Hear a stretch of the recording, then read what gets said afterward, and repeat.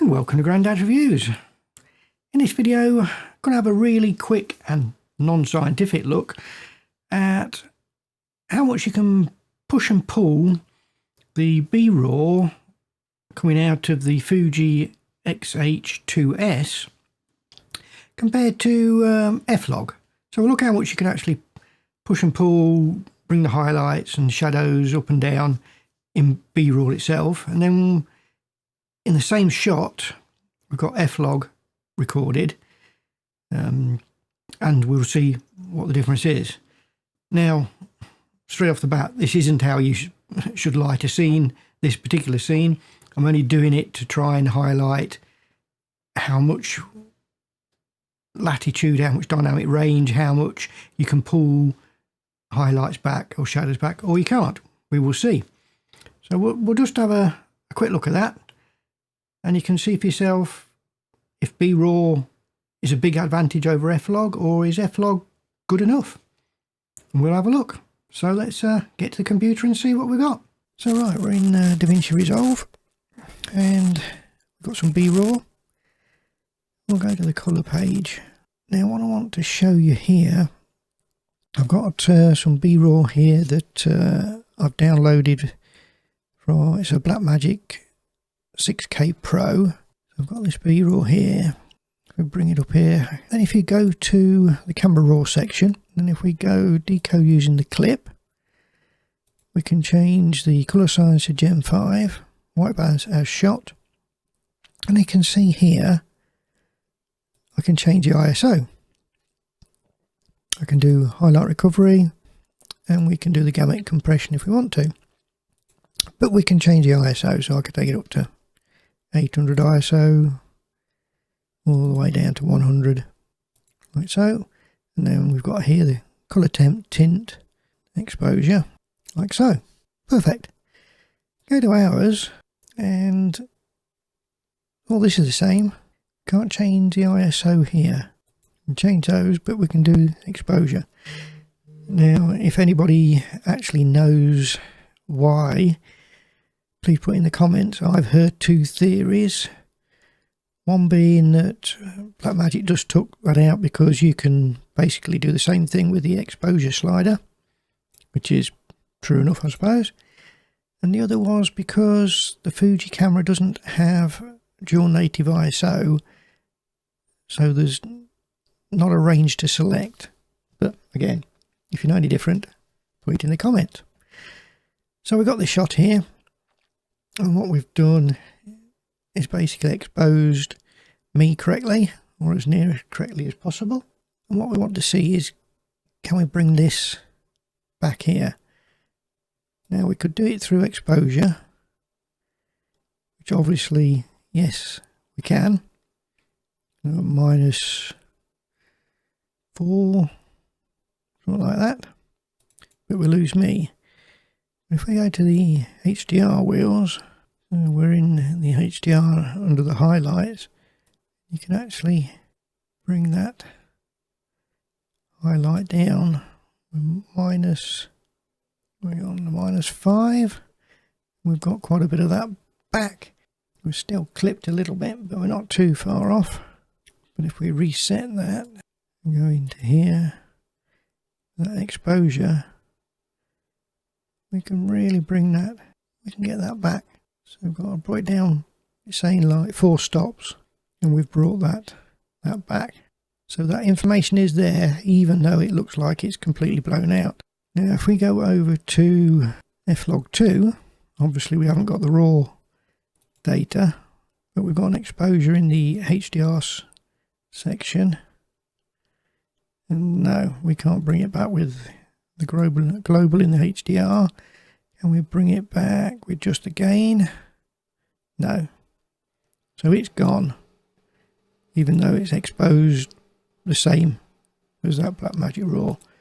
So if we go to this one here, where I'm darker, but this is correct, I can lift up the gamma and drop the highlights down a bit, and we've not lost too much. We're the same here, and the gain down a bit. So in this situation, we can get a similar amount with the F-Log2 and the Blackmagic RAW. Now this is where the difference is. So we've exposed correctly for the outside, so I'm completely, if we go into the HDR, bring the exposure up, and yes, we've got some noise in there, but it's not too bad, and we've not lost too much in the window, and that's F-Log2. Go to Blackmagic RAW, we could go right, bring the exposure up, and when we do, the shadows fall apart completely. If we try it that way, again, crazy. The shadows up, tons of noise. Just bring the camera up, and insane amount of noise. So with the F-Log2 we can definitely get a more pleasing effect in the shadows if we've underexposed compared to Blackmagic RAW. But when it comes to overexposure, then the Blackmagic RAW we can do more with. We can bring that window back, and because we've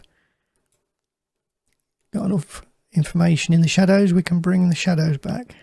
As you can see, we can actually get a decent exposure in the Blackmagic RAW. When they're both exposed about the same, then there's nothing really in it. But when you underexpose, then yes, the F-Log2 wins. So that's my look at B-RAW F-Log2. As I say, it's not scientific, and I'm no colorist, and I'm just showing you what can be pushed around. Have a play, see what you think. Right, so we've had a look at the B-RAW and the F-Log on the computer. I was using DaVinci Resolve because, I say, B-RAW is a Blackmagic RAW codec. And you can see that with B-RAW, you've got a lot more scope, should I say. You can pull those highlights back even when they look completely blown out. You're going to get something back, and you can bring something out there. But on the flip side, if you underexpose, it doesn't play well, and you're going to introduce a lot of noise if you try and drag those underexposed areas up. So it's better to expose correctly for the scene or slightly overexpose in that situation. Whereas an F-Log or F-Log2, what you find is as long as you expose one and a half, 2 stops over, you've still got a lot of detail in the shadows.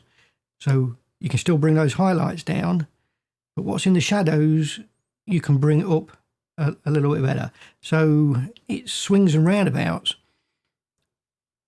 If you're in a scene with a lot of shadow, then you might be better off with F-Log or exposing to the right in B-RAW.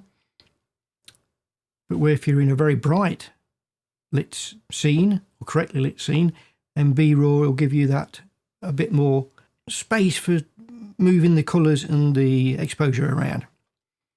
But you also must be aware that in B-RAW there's no in-camera denoising going on or sharpening, so it may look a bit softer, and you may have to sharpen it up in post, and you'll probably have to add some noise reduction in post to get rid of some of the noise if you wish to. Whereas with F-Log2, obviously the camera is going to do some denoising and some sharpening. Even if you do put the noise reduction down to -4, there's still some going on. So you sometimes get a bit of a cleaner image from that. So I don't think there's a for and against for either. Each has their own uses in situation. Obviously with B-RAW you've got to use an external recorder, but the file size is quite small. Whereas F-Log2, if you're going to shoot in H.265 or ProRes or something internal, then they're quite large file sizes. So you've got to make your mind up. I think you yourself has got to shoot in both if you can. Now I assume ProRes RAW is in a similar situation, and then make your mind up which is the best. So yeah, the best use for each, whether it be B-RAW or F-Log2. Hope that gives you a quick idea of the two. If you enjoyed the video, give it a thumbs up. If you want to see more videos like this, hit that subscribe button. Till next time, see you later.